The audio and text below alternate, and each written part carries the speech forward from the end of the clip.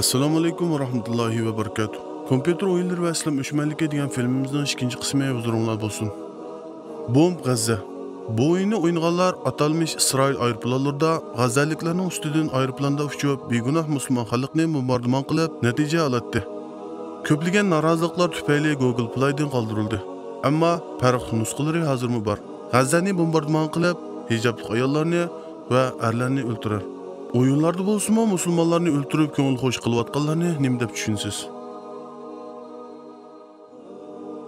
Clive Barker's Unding 2011-yilda Angliyaga chiqqan o'yin. O'yindagi bosh personajga hujum qilgan shaytonning arabcha oyatlar ustida turib hujum qilinishi ko'rsatilgan. Islomga haqoratlarni elib borgan va islomni sart ko'rsatishga uringan. Muslim Massacre Musulmon qirg'inchiligi 2018-da Amerikada chiqqan bu o'yin Microsoft va Windows'da o'ynaldi. Hijobli ayollar va soqolli odamlarni o'ldirish turidagi bir o'yin. Yo'qotish turida bo'lsa, Hazrati Muhammad sallallohu alayhi va sallamni o'ldirish talab qilingan. Bu o'yinni ijod qilgan mal'un o'z to'rbitida munolarni xotirlagan. Hozirgi zamondagi hamma odam uchun boshlamchi va ulgu bo'lgan Amerika dunyoning erkinligini va bexatarligiga kafolat qilish uchun keskin tadbirlarni qo'llanmoqda. İslam agash kuchlarining vahshiylikka qayta shohid bo'lgandan keyin butkul musulmon irqining yer yuzidan yo'qolishi qaror qilindi. Siz Amerika qahramoni Baturluq bilan O'rta Sharqqa quruqlikqa chiqib, hech bir musulmon ayolning hayot qilmasligiga kafolat qilasiz. Sizning vazifangizning muhim nuqtasi musulmon rahbari Osama bin Ladenni va ularning radikal cho'qinuvchisi Muhammadni va oxirida Allohni izlash va yo'qotish. Nauzubillah. Bu kofirlarning Alloh va Allohning rasuli qilingan haqoratiga hech bir musulmon chidab tura olmaydi. Call of Duty 2. Bu o'yinda qaraydigan bo'lsak, jon paytida masjid munorining portlaganligini ko'rsiz. Albatta bu qasddan o'rinlashtirilgan ishlar. Bu manzara reallikqa naqadar o'xshagan.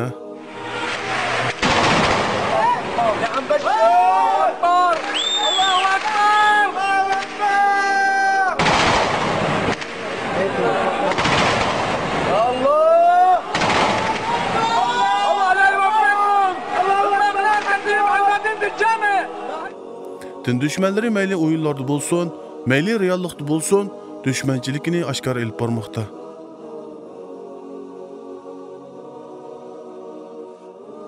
Bobchi hozirgi kunimizda butun dunyo bo'yicha eng ko'p o'ynalayotgan va eng ko'p kirim qilayotgan 600 millionga yaqin kishi o'ynayotgan o'yin. Bu o'yinni o'ynashni ba'zi davlatlarda harom deb e'lon qilingan va boshqa mo'tabar shayxlarmi harom deb fatvo bergan.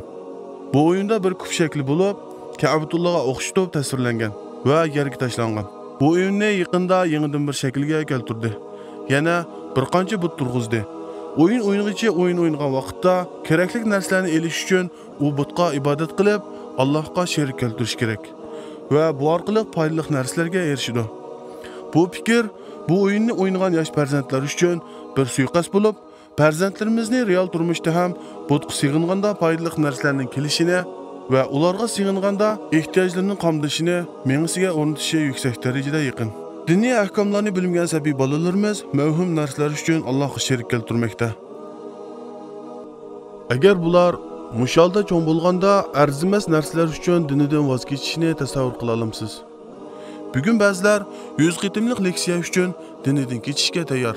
Bu shirkat ko'plagan shikoyatlar tufayli o'yin o'yinchilardan kechirim so'ragan va bu butlarni elib tashlagan. Lekin razil suiqasdlarni oshkora holatdan yoshirin holatga o'tkazib, tomlarga, daraxtlarga butlarni joylashtirgan.